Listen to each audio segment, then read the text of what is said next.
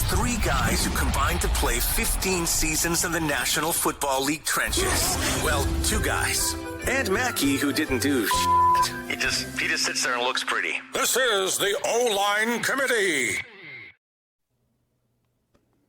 Who's ready for some dumb football questions? I am. This guy is. Yes. Who's got two thumbs and a list of dumb football questions? This guy right here. Tell me you got some good ones today, though, dude. Come on. I mean, you'll be the judge here. I want some juicy stuff. I feel like we might have to expand these episodes because we're getting more great dumb football questions than we usually do 3 per episode. You know, make them like 20, 30 We get a little episodes. lengthy, too. We get a little lengthy on our answers. We could always tighten it up a little bit. I think it's great. That's where the stories come from. I know. That's true. Come on. That's true. You got to give me a minute to think about the situation. All right? My brain doesn't work as fast. We gotta let the CTE wind down. Crazy. Easy. How else do we get to stories like Jim Harbaugh thought that the Seattle hotel was haunted and threw out fake strategies? Unbelievable. We're going deep! The first play! I don't tell anyone. Great. Love that guy. It's my favorite. So, freaking paranoid, dude. if you're new to the O-Line Committee, you can hit us up by subscribing to this YouTube channel and clicking the like button so we can keep spreading the word. We're pushing close to 5,000 subscribers, so thank you guys. And then you can also help us grow on the audio side, Apple Podcast, Spotify, 5-star rating, and a positive review. So, all right, let's do it. Here's the first dumb football question. Hit me. This is from Joe Money 877. Joe Money. What are some of the sneaky secrets to get away with holding as an offensive lineman? Sneaky secrets. I mean, there's no sneaky secret, but I will say there's holding on every play. Yes. I mean, I think that we were talking about this last night at football practice because it was our first practice. Mackey, you didn't even make it. And I told the boys, listen, he's going to definitely run when he comes to practice because he told us he was coming. But he didn't show up. Everybody was all excited to meet Macadac. But I told him, like, listen. My dog, like, wouldn't. She, like, stepped on something and had. I thought she, like, broke her paw. So I had to bring her to the vet yesterday. Oh, that's cheap. I know. It's a nice cheap. Nice Right? cheap. Nice I'm cheap happy want to visit to know the what that bill is. Nice cheap visit to the vet. No, but Why like don't I told you just keep him overnight about 6 weeks and, we'll see how it goes. Take it a on the second tab. mortgage out on the home. Right. But like I was telling them yesterday, like we hold every play, and there's a key to doing it. And it's you got to get the hands in super tight on the shoulder pads, and if you can grab the shoulder pads like nice and comfortably, they're never going to call you for holding. It's when a defender starts to leave your grip or starts to run away, and you can't keep up fast enough that your hands start to extend, and they start to see like some tug. Anytime there's a tug on a jersey, there's going to be a flag, guaranteed. No matter what happens, unless you are way backside, and technically you could probably get away with it if it wasn't on TV. Like you're so backside that you're not even on TV. They're going to be like, hey man, cut the bullshit. And they're real cool about it too. They'll tell you, cut it. But for the most part, everybody kind of gets away with it. You just got to be smart. There's two different, like, right, so you're talking about a pass play holding and a run play holding, right? In a pass protection, you're way more susceptible to holding because you want to have length and you want to have them away from you, right? You want to have extension as an offensive lineman. So, again, you have to have your hands inside. If you feel your hands outside, like, and you try and grab it all, you're done for. But in the run game, the big difference is you want to suck them in close to your body, right? So, like, if you get up on a linebacker at the second level and you can grab them and you don't want to fully extend, you want to pull them into you, right? You want to have them engulfed because if you can grab them and pull them into you, then you're so big, like, then the linebacker, like, you can't really see behind you, which is where those two refs are standing, right? They're back behind you now. It just looks like he's following you very closely. Right. You have him tight, and you're just kind of running. And then by the time the ball should go, you just kind of let him go. Then you're fine, right? But if you get fully extended on those guys, because linebackers want to do what? They want to shock and shed, right? So they're trying to get extension. So they're trying to get extension so that you have to yank on them. But if you can get them in close and pull them in, like I always used to love. I used to do Anthony Barr all the time in practice. I used to get so pissed. I'd run up and I'd hit him, and then I'd pull him in and I'd headbutt him. Wham! Right? You try and shock him a little bit, and then you just kind of grab him and like pull him in really close because the ball should be gone behind you really fast. But it's when you get full extension on them, they're going to call you for holding quite often. And that's another great point too, is the ball should be gone right away. So by the time you make contact and finally hit somebody, the ball carrier's made a decision. He's gone. You've basically stopped the defender from making the tackle, and that's about as much as you can do without holding him, because that's when things get shifty, especially with linebackers. They are the shiftiest, smartest, Slipperiest sons of bitches you could ever block. And I don't know what they wear, but they put something special on their shit, and it's really hard to block them at all times. You get in there, and it's like a kung fu match with their hands, and you're like, dude, I swear Kuechly used to spray himself down with Pam.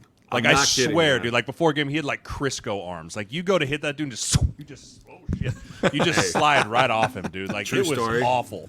I had to block him one time on a screen, and I literally had to grab him because he was so slippery. And, of course, he read the shit out of the screen. He's calling it for the play. You're like, God, count 3 again. 1, 2, 3. Shit. All right, I'm going to find him somehow. So, like, I engulfed him, and we ended up getting taken out by the tackle, and I ended up landing on top of him.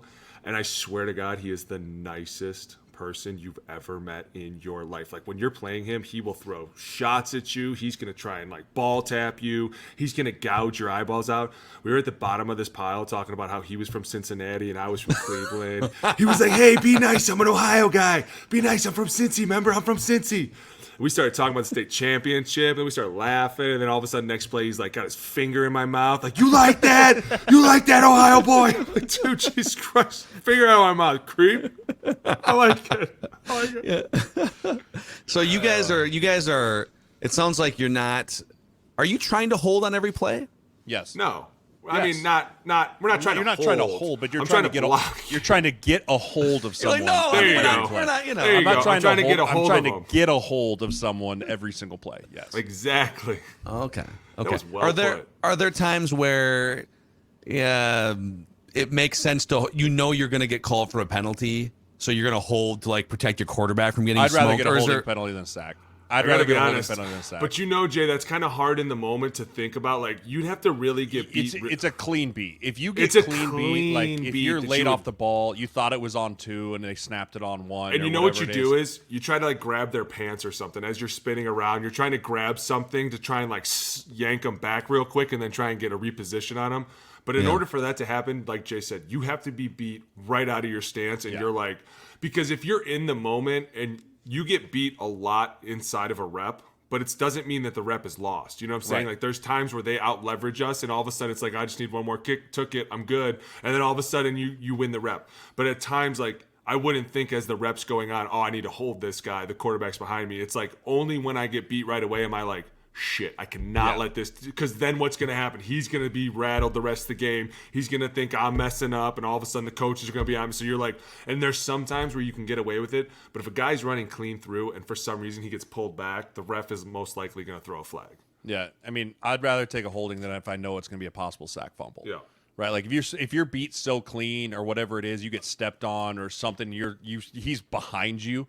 Like, yeah, I'm gonna turn around and just try and yank on something, even if it's gonna be a hit. But like, let's hope the ball gets out, so it's not a disastrous play. Right. Yeah. And you're screaming a lot. Throw it. Throw it. Throw it. So Justin Smith used to make fun of us all the time. He'd be like, is it about to be a throw it practice? I think so. He'd be like, dude, fuck you, man. All of a sudden, I would be like, ones versus ones. He'd be like, throw it. Yeah. They knew, dude. They'd start scheming up twists. All of a sudden, they'd be screaming, throw it. You want to talk about the master of defensive holding? Justin Smith. Oh, my Justin God, Smith used to run these TTs, and he would go and he'd throw this big, massive rip like he was coming up through the B gap, and he'd just pin the guard's arm in that rip position, and he'd just tuck it. Boom. And you'd see so many times guys would be trying to pass it off, and like he's still driving up the field, so he's not pulling, but he's so strong, he would just be pulling the guard open. Like, the guard would just be like, you'd see his offhand, like, reaching for the twister, but there was just nothing he could do because he was the master of holding those tees. Explanation about that is one of the reasons I was so good with my hands was because I had to practice against him every day. Yeah. And so he would practice that every day. And that's how I became so good at twists, was I was like, okay, I figured it out. Just don't let him touch me. Easier said than done, but at the same time, it involves throwing these a lot, right? And so we would talk to refs, and I'd be like, question. Clearly know this is happening, and they were like, but the problem is from behind it looks like a bull rush. They're like, so we can't really tell what's going on. And while he would come underneath and he would hook your arm and he would start to pick you up, and I saw him pick Richie Incognito one time up off the ground because Richie was talking shit, and he was like, watch this. And he turned into like fucking Terminator mode, dude. He picked him up, grabbed the quarterback from over top of him, slammed them both to the ground, and was like, don't ever talk to me like that again. I was like, That's my friend. I love him. That's my guy. But like you talk about having to play a guy like this every day in practice, and then all of a sudden now you see this move everywhere, and everyone's trying to emulate it. But that's a lot of the reason why Aldon Smith ended up having 49 sacks in 48 games, was because Justin was always out there with him, and Justin was a beast. But like you talk about the ability to pull people apart and move a protection, and like what they did was incredible, Yeah, dude. those two together were really special. Phenomenal player. And it's fun to that when you would sit down and talk to him, he was like one of the smartest guys in the world. Like talk like a real redneck, but you know what I mean? Like he'd be like, now who got their 401k put away? He'd be like, shut up. They'd be like, oh yeah, Justin's a beast with all this. Got all his money put away. He owns a golf course, owns all this, owns this huge warehouse. You're like, shut. So every day at lunch, you just sit around and he'd talk finances and be like, make sure you put your money in 529, okay? Pay attention. It's important. Like, shut up. This guy really giving out advice? With his Budweiser tattoo on his arm. Hey, he'd come up on game day, he'd be like, hey, coffee in his hand, like 5 minutes before, like, hey, you guys ready to go? Let's get out there and fuck him up, huh? That's fun. Like, this guy's got grandkids in the stands. It's amazing. He's a beast. Love him. My God. Shout out to Jay Smees. We should, you know what? We'll get him on the show. I guarantee you, he would love to come on and talk. He's got some. That's stories. actually a question I'd love to ask the audience too. Is, you know, we've just been kind of clowning around on our own here for the first 4 months, but it would be a blast to get some guests on. I don't know, once a week, once every couple weeks. Just do Absolutely. like 30 minutes, 60 The minutes. question is, who do we lead off with? Because we got to have a banger to lead off with. I feel like we got to. I mean, I feel like I got some names we could call. We got some names we could call. Well, when you say banger, do you mean like a headline name or someone? Because I feel like I met your guy Nick Hardwick for the first time, former Chargers center. Could be a blast on a podcast. Oh, he would be one. Banger by a guy that can tell stories, isn't afraid to let it rip. Not necessarily a biggest name. No, like we don't want the guys that like are not afraid to get on here and just let it go. Like But there's certain guys guys that'll that- get on here and button it up. And you're like, no, that's not what we brought you here for. Right? We got names. We'll get some good guests. And that's what would be fun is like some of these guys played 15, 12 years, and they did the dance for a long time back when there were no rules. And I that's want why to get Joe Thomas on and ask him if he ever yelled at Johnny Manziel for watching zero. Dude, did you? tape, Okay. 0.0 hours on the iPad. Hold on. Pathetic, bro. Let's save What? that. I hate to do this, but let's save that for. We're gonna lead with that on a different episode of Dumb Football All right. Questions All right. All right. because Fire that me up. was Fire okay. me up then. We'll get know there what? going. We'll get going for that later. I'm going to take a ding for this, but I'll text him right now and see if he'll come on. I love it. All right, here's the next second. question. Here, all right, Kevin Bach, 3714 says, "How much of an emotional impact?" So this just fans and media love to talk about emotional win on a Sunday or a Monday night or whatever it is, and Monday night might be a different question because it's like a 1 day fewer of prep or whatever. But how much of an emotional impact does a loss have on everyone during the week of the next game's preparation?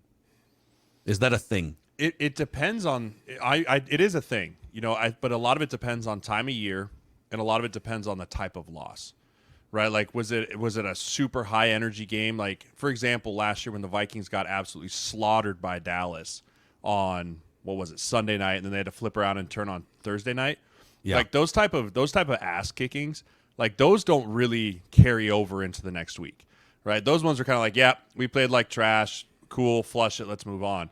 It's the games that are down to the wire. For example, the Vikings-Bills games last year, right, where you have the game won, and it's this back and forth, and then you fumble on the last play, and it all like those are the games that eat at you the next week. So because you're still kind of thinking about it and there's stuff, the right? 24-hour rule, obviously, but some of those things linger big time.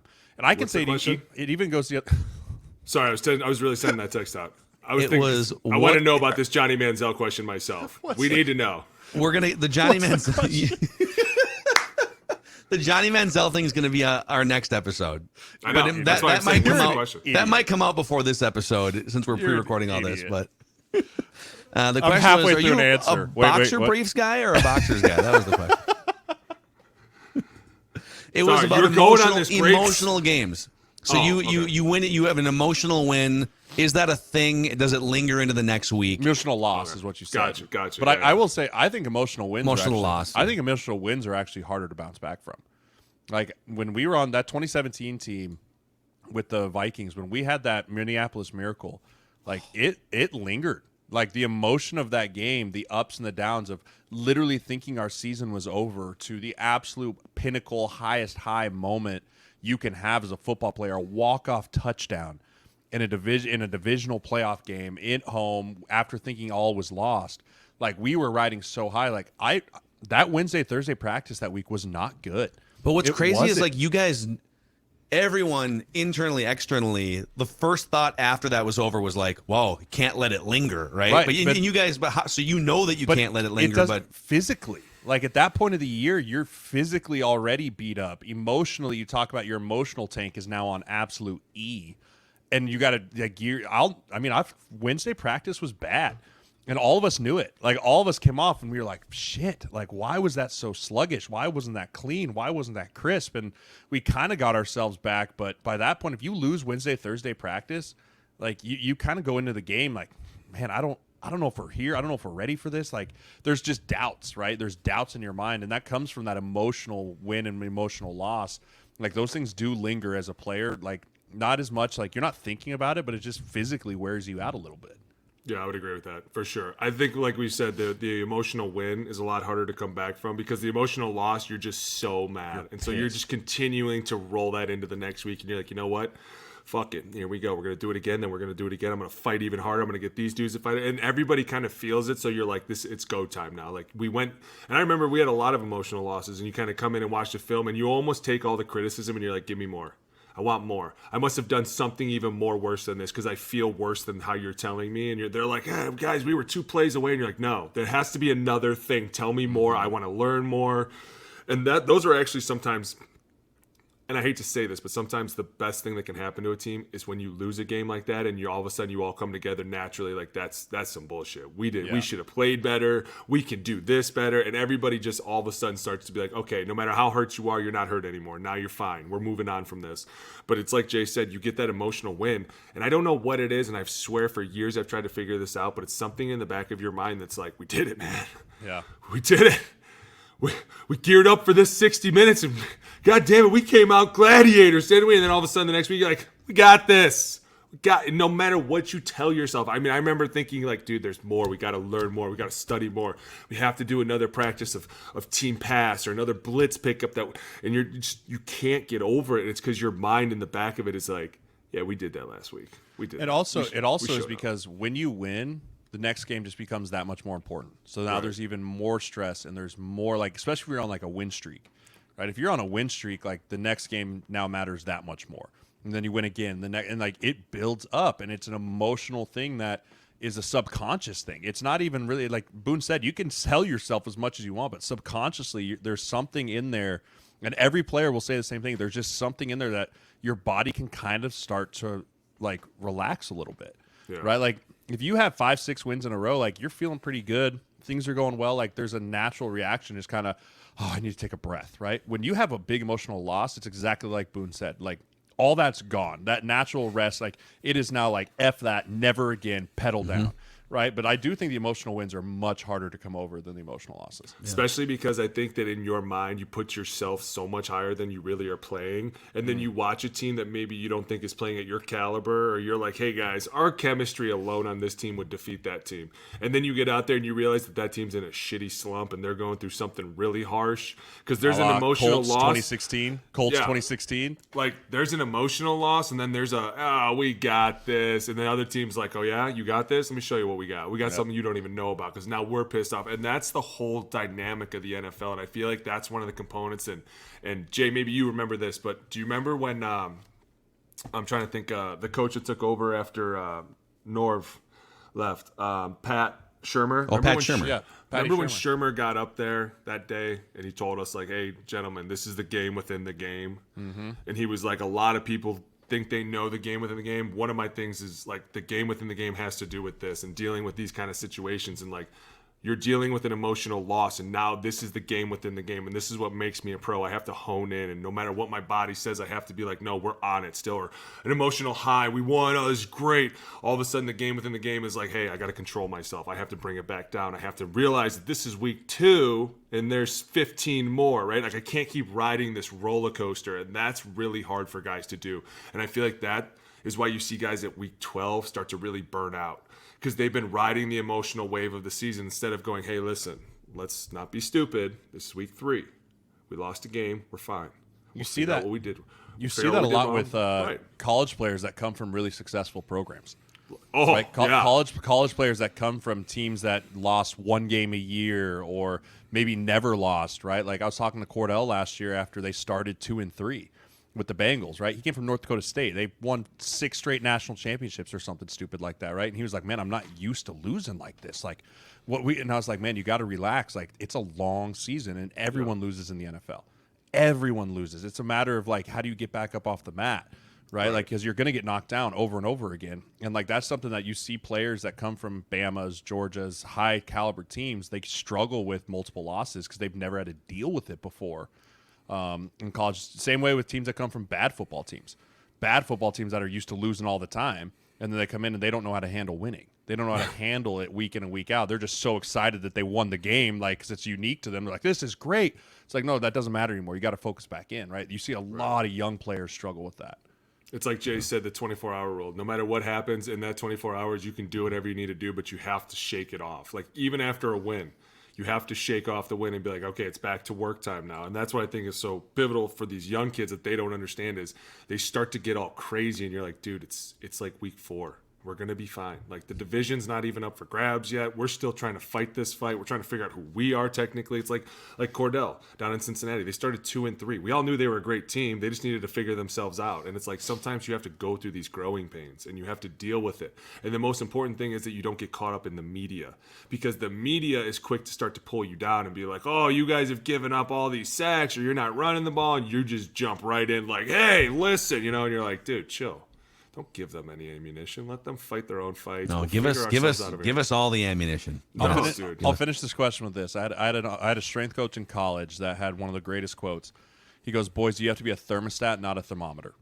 Right? Like, and it's a great like visual of like, listen, you set the thermostat, right? And the thermostat stays at whatever you set it at. The thermometer rides the ups and downs. Like, you as a player have to be the thermostat, and no matter what, it doesn't change. And like that's something I tried to live by all through my career. It's a lot easier said than done, but if you can always kind of recenter yourself, like, listen, it's still football. It's still got to go out and win every week, got to prepare regardless of what the last week's scenario was. Like, that's when you can start kind of putting it together and try and not ride that emotional high. That's a great way. So I don't know if we've talked about this on this show. I used to play poker for 4 or 5 years, like back in the 2007-9, before online poker got shut down in the United States. And I remember I had a really good friend one time. We both were like playing poker we weren't like getting rich, but we were literally like paying rent for years playing poker. We were like semi-professional poker players. And he would just get pissed every time something bad, like a bad beat would happen or the cards didn't fall his way. And he'd like throw his mouse off the wall or whatever. And I remember, we had a kind of a come to Jesus conversation just like this about thermostat versus thermometer. Like, dude, like, if we're just going to get pissed after every single time, like, we need to go into the day expecting if we're going to play 7 hours of poker, bad shit's going to happen for like 20% of it. Yeah. And we have to just sort of emotionally deal with that. And that feels like something that football players, the way you just framed it is, if you can get that when you're 22 or 23 or 24 years old, you probably won't have the lapses when you come off an emotional, win on a Monday night or something, right? It's just hard. You just have to train yourself for it. It's just hard to do. I need to tell myself that in my golf game, because I am an absolute thermometer when it comes to golf. It's pure thermometer, dude. Pure thermometer. The minute you realize that you're going to be, dude, even Tiger Woods in his prime has never been satisfied with a golf round, you know? No. So frustrating. No, Bryson DeChambeau just shot a 58 and won a tournament, live tournament the other day. I think that's probably the happiest he'll ever be. That was incredible. But, all right. That's a wrap on this episode of Dumb Football Questions. Please continue to give us as many ideas for dumb questions as you can. We keep stockpiling them, and we'll get to as many as we can. Like button and the subscribe button on the O-Line Committee YouTube channel.